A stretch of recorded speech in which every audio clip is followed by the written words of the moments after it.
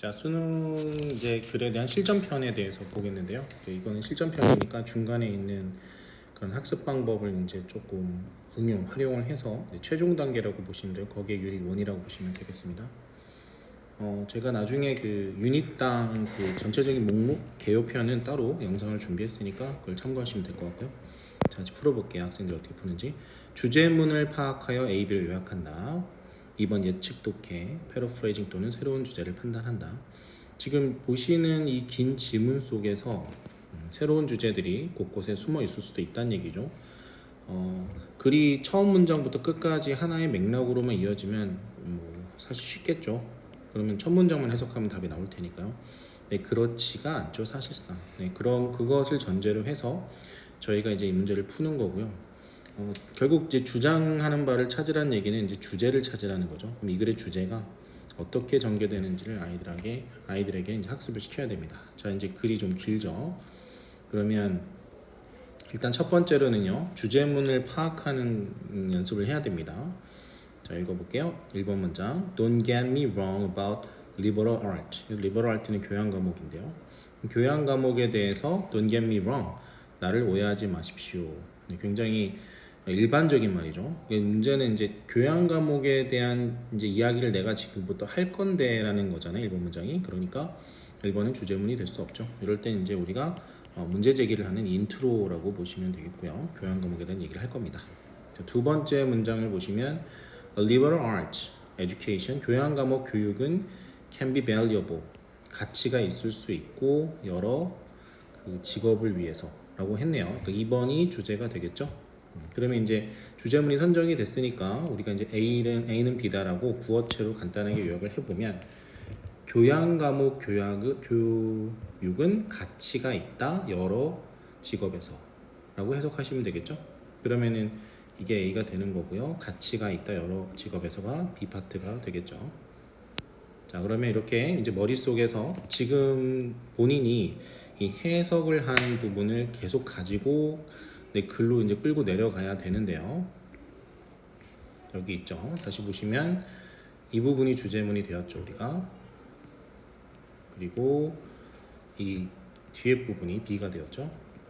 다시 한번 교양 과목의 교육은 여러 직업에서 가치가 있을 수 있다를 가지고 이제 대응시켜서 한번 보겠습니다. 첫 번째 문장을 이제 볼 텐데요.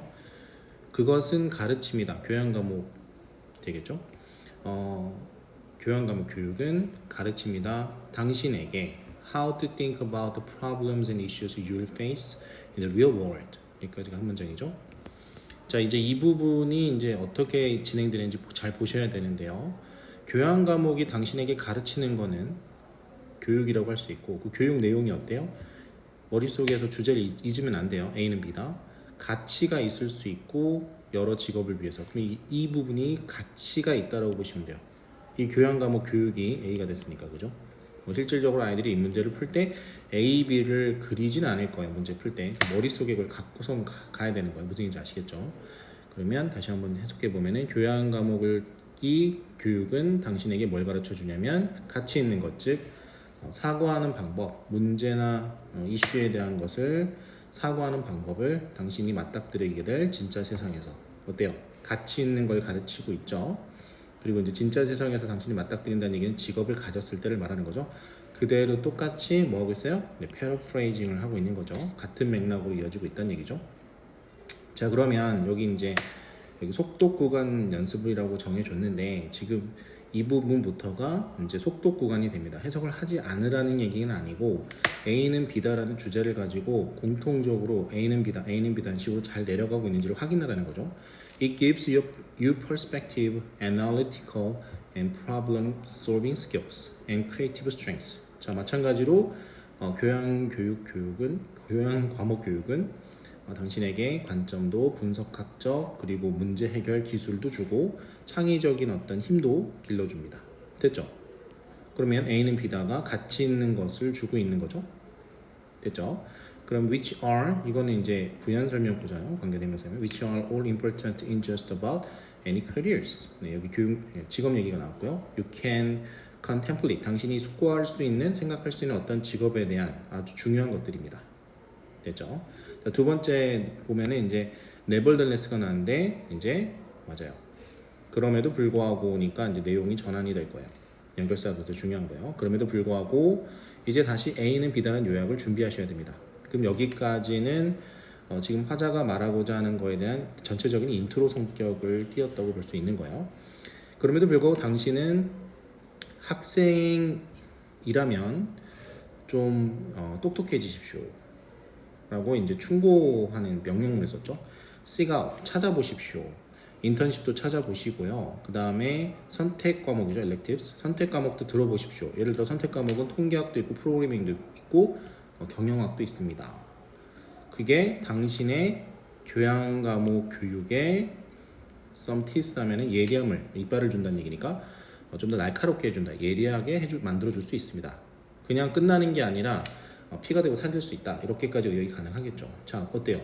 내용이 좀 전환이 됐죠. 그러면 그냥 단순히 교양 과목이 좋다 해서 이제 조금 더 스마트하게 좀 더 이러한 구체적인 과목들을 언급하면서 인턴십까지 챙기라는 말을 해줘. 여기가 이제 다시 A는 B다의 구간이 되는 거야. 즉 주제문이 되는 거죠. 새로운 주제. 계속 읽어볼게요. 학생들과 젊은 교수들 모두 다 like, should seek out, 반드시 추구해야 되는 게 기술과 자격증입니다. 됐죠? 그리고 그런 것들은 실리적인 거죠.